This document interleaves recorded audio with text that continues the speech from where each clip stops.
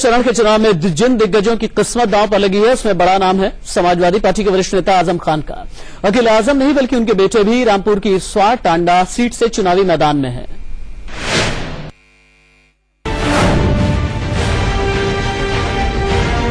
एक चर्चा ये भी चल रही थी कि हाँ अगर कुछ सीटें कम हुई तो बसपा और भाजपा साथ हो सकते हैं, लेकिन अब वो कह रही है कि नहीं हम लोग साथ नहीं आएंगे, भले ही मैं विपक्ष में बैठ जाऊंगी। उन्होंने एफिडेविट नहीं दिया है, अभी एफिडेविट नहीं दिया है, एफिडेविट दे देंगे हम मान लेंगे।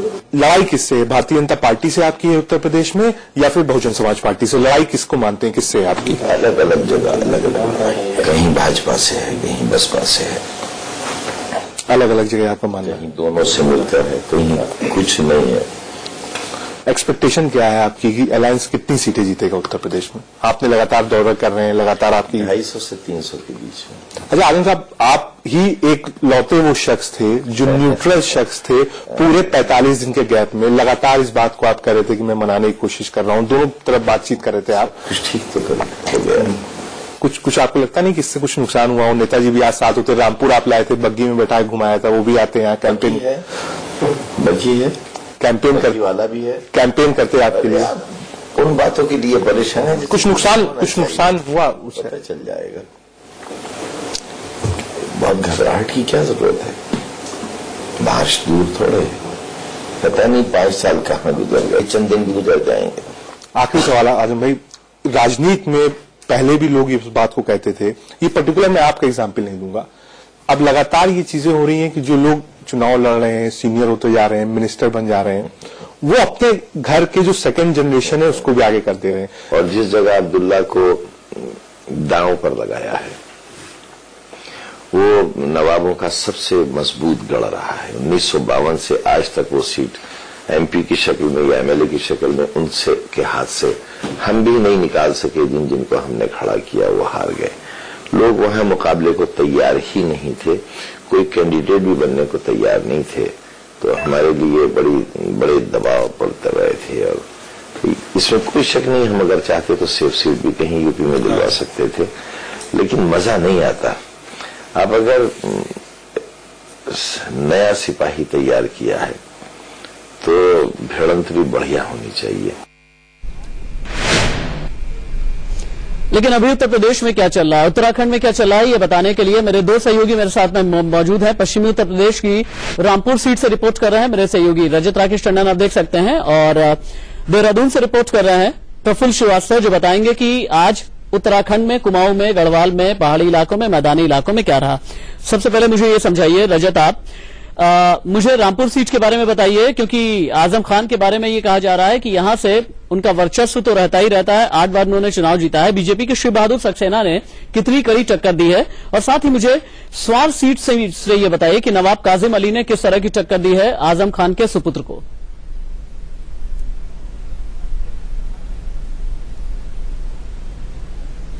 देखिए, रामपुर की अगर बात करूं तो पहले मैं पोलिंग स्टेशन आपको दिखाऊं, अपने कैमरामैन से कहूंगा कि एक बार पैन करके वो तस्वीरें दिखाएं। लगभग राशिद कह सकते हैं 4:15 बज गया है, लोग अभी भी आ रहे हैं, पीछे आप देख सकते हैं महिलाएं हैं। सुबह से ही लगभग हम लोग 7 बजे इस पोलिंग स्टेशन में आ गए थे। रजा पोलिंग स्टेशन है, आजम खान अभी लगभग 10 मिनट पहले आए थे, वोट कास्ट करके गए थे, काफी पब्लिक भी उनके साथ थी, तो आप कह सकते हैं क्रेज बरकरार है।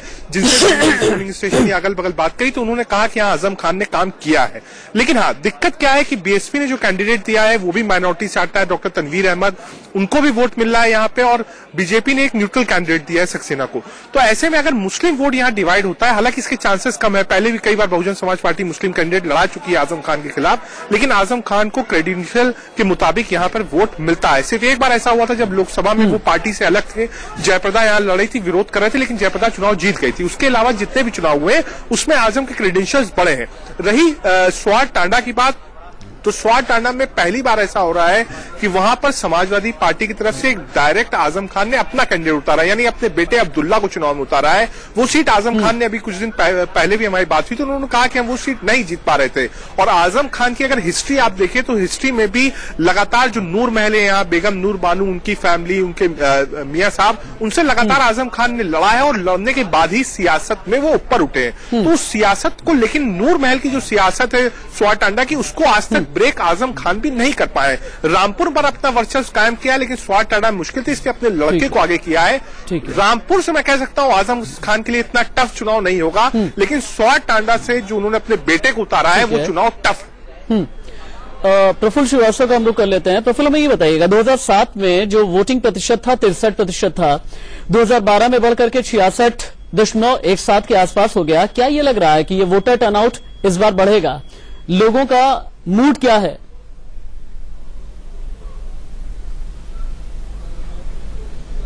देखिए रशीद, सुबह से ही लोग मतदान केंद्रों पे पहुंचना शुरू हो चुके थे और 3 बजे तक जो हमारे पास जानकारी है वो ये है कि 54% मतदान हो चुका है और चुनाव आयोग को यहाँ पर उम्मीद है कि इस बार जो है मतदान है वो 65% से ज्यादा होगा। अभी 2 घंटे और बचे हैं। पोलिंग स्टेशन पर अभी भी लोग हैं।